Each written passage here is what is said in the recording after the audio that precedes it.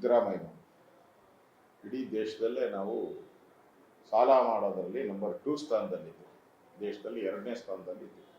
ಅದಕ್ಕೆ ಕಾರಣ ಅಂದರೆ ಸಿದ್ದರಾಮಯ್ಯ. ಆ ಪರಿಸ್ಥಿತಿಗೆ ಇವತ್ತು ರಾಜ್ಯವನ್ನು ದೂಡ್ತಾ ಇದೆ.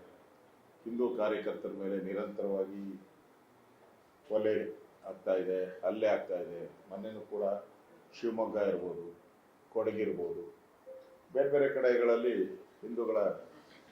ಹಿಂದೂ ಸಮಾವೇಶಕ್ಕೆ ಮುಂಚೆ ಎಲ್ಲ ಕಡೆ ಹಲ್ಲೆಗಳು ಮಾಡ್ತಾ ಇರೋದನ್ನು ನೋಡ್ತಾ ಇದ್ದೀವಿ.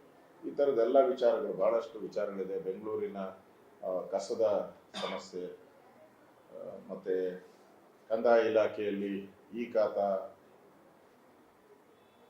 ಮತ್ತು ರಿಜಿಸ್ಟ್ರೇಷನ್ಸ್ ಎಲ್ಲ ಸ್ಟಾಪ್ ಆಗಿರುವಂಥದ್ದು, ಆದಾಯ ಕುಸಿತ ಆಗಿರುವಂಥದ್ದು, ಇವೆಲ್ಲನೂ ಕೂಡ ಚರ್ಚೆ ಮಾಡ್ತೀರಿ.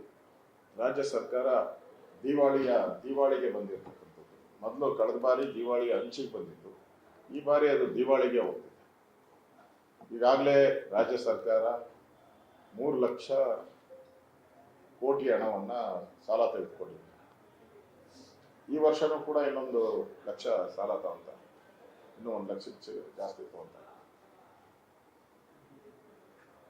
ಎಲ್ಲ ಮುಖ್ಯಮಂತ್ರಿಗಳು ಸಾಲ ಏನು ಮಾಡಿದಾರ, ಒಂದು 10-12 ಜನ, ಇವರೊಬ್ಬರೇ, ಸಿದ್ದರಾಮಯ್ಯ ಒಬ್ಬರೇ ಅಷ್ಟು ಸಾಲ ಮಾಡಿದ್ರು. ನನಗನ್ಸೋ ಪ್ರಕಾರ ಎಲ್ಲರದ್ದು ಶೇರು 46% ಏನೋ ಇದ್ರೆ, ಇವರೊಬ್ಬರದೇ 54% ಏನೋ ಸಾಲ ಮಾಡಿರೋದ್ರಲ್ಲಿ ಶೇರ್ ಇದೆ. ಅಂದರೆ ಇವ್ರು ಸರ್ಕಾರ ಮುಗಿಯೋಷ್ಟೊತ್ತಿಗೆ 2 ವರ್ಷದಲ್ಲಿ 6 ಲಕ್ಷ ಕೋಟಿ ಮಾಡ್ತಾರೆ. ಅಂದರೆ ಇಡೀ ನಮ್ಮ ಸ್ವಾತಂತ್ರ್ಯ ಬಂದಾಗಿಂದ ಸಾಲ ತಗೊಂಡ್ರೆ ಇವರೊಬ್ಬರೇ ಅದರ ಸಾಲ. ಅಂದರೆ ಈಗಾಗಲೇ ನಮ್ಮ ಜನಗಳ ಮೇಲೆ 1 ಲಕ್ಷ ತೆರಿಗೆ ಇದೆ, ಒಬ್ಬೊಬ್ಬ ಮನುಷ್ಯನ ಮೇಲೆ 1 ಲಕ್ಷ ತೆರಿಗೆ ಇದೆ, ಸಾಲ ಇದೆ. ಸಾಲ ಮಾಡಲಿ, ನೀವು ಮಾಡದೇ ಇದ್ರು ನಿನ್ನ ಮೇಲೆ 1 ಲಕ್ಷ ಸರ್ಕಾರ ಹಾಕಿದೆ. ಈ ಸಿದ್ದರಾಮಯ್ಯ ಒಬ್ಬರೇ 1 ಲಕ್ಷ ಆಗ್ತಾ ಇದೆ.